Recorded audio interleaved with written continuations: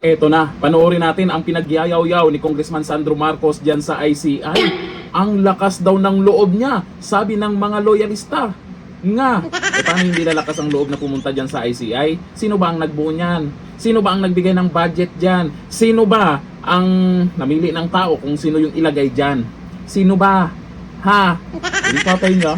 Tapos sabihin nyo, ang lakas ng loob. O eto, panoorin nyo kung anong pinagsasabi niya. Eto, video. May I ask for the grounds of why you request for an executive session? Your Honors, we have written earlier to formally request for an executive session because our client here has already submitted himself voluntarily. He would like to share as much information as he can, as candidly as possible. And more importantly, there may be critical information that may be elicited from his testimony, which Ready? may jeopardize or compromise further investigation of this commission. So for that reason, we again request that for an executive session for Congressman Marcos. Sir, do you consent to distribute copies of your sworn affidavits and other exhibits to the public and other forms of mass media, including social media? Yes, sir, I consent. Do you confirm that you submitted to the Commission a letter requesting for an executive session? Yes, sir, we do. Do you consent that the Commission may share this letter request to the public and other forms of mass media? Yes, sir. You may now be seated. Thank you.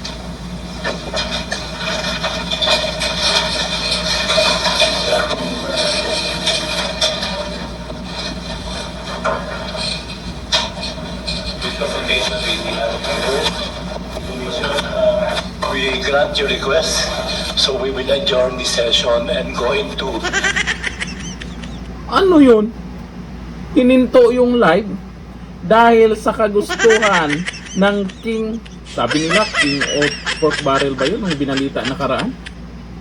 Hindi ipapakita live? Akala ko ba atapang? Akala ko ba malakas ang loob at walang tinatago ang mga yan?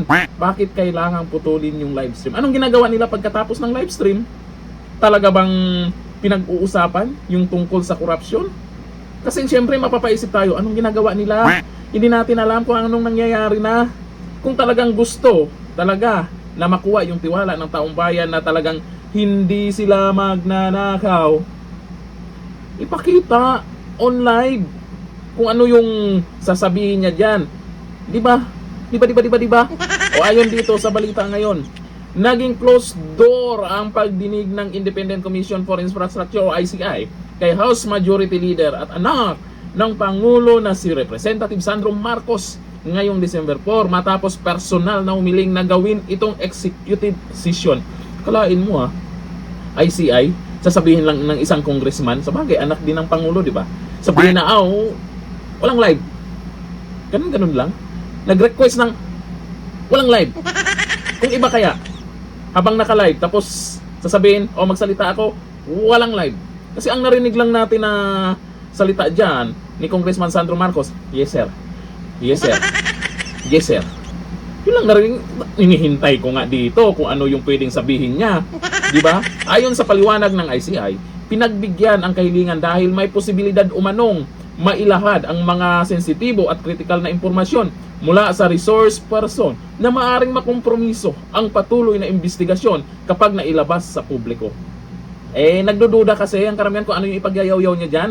Baka Duterte na naman yan. Hindi natin alam kung sino yung mababanggit na pangalan dyan.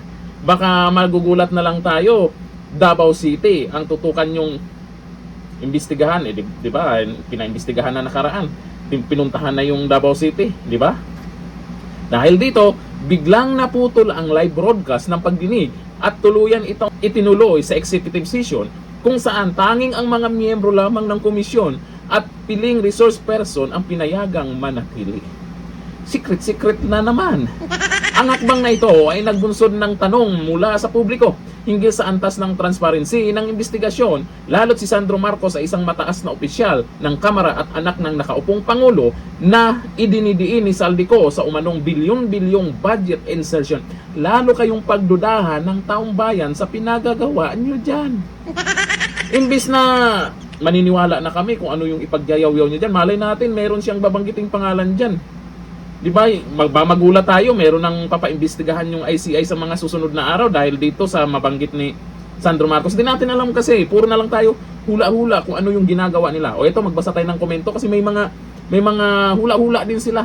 Eh, kasalanan nyo yan, hindi nyo pinapakita, kaya napapaisip yung karamihan kung anong pinagagawa nyo dyan. Ito ang komento ng mga netizens, kung ano yung mga pinagagawa nyo dyan. Ito, sabi ni Rod Bucho, takot lang kayo kasi anak ni Bongbong yan eh. Sabi ni Arthur B. Balangyaw, kaya wag i-live stream, luto na daw ang anong luto na daw, kakain na lang? Ganun. Oh, sabi ni Arthur B. Balangyaw. Kasi di natin alam kung anong ginagawa nyo dyan. O ito, sabi ni Yasser Ya Aselbi, nagkapilang sila doon at nagchika-chika. Kinabukasan, walang kaso, malinis siya. Yun lang yun. Hindi natin masisipo itong nagkomento sa pagkatapos ni Sandro Marcos dyan sa ICI. Ay, nagpa-interview din ng saglitan sa media, pero wala ding mga sinasabi. Ano lang, para sabihin, wala siyang tinatago. Eh, may tinatago nga. Eh, pag sinasabing hindi pinapakita, secret lang, ayaw i-live stream, paano nyo sabihin na walang tinatago? Meron. Pag wala, ipakita. Kung ano man yung investigasyon dyan na secret, ang daming nananawagan, no? Na i-live stream. Oo, pinagbigyan nyo yung mga nagsabing i-live stream na yan. Tapos pag andyan si Sandro Marcos, secret lang. O ganito ang mangyayari dyan sa ICI. Pag merong ibang iimbitahan dyan, o lalo dito sa mga Duterte, tapos sasabihin niyang wag i-live stream, sa tingin nyo kaya pagbibigyan ng ICI yan? Sino ba dapat ang inyong pakinggan? Yung request nila o request ng taong bayan? Sabagay, kita naman natin kung sino yung pinagbibigyan. Request ni Sandro Marcos ang pinagbibigyan nila. Wala din yan. Pagkatapos niyan, anong susunod na mangyayari dyan? Ayan ang ating aabangan. Kung merong aksyon ang mga yan, doon sa sasabing masiselan daw, na ganito daw, kung ano daw sasabihin, abangan natin. Baka may mga namanggit na pangalan yan. Huwag yung iba iniisip, nagkapi-kapi lang. Hanggang dito na, thank you. Bye-bye.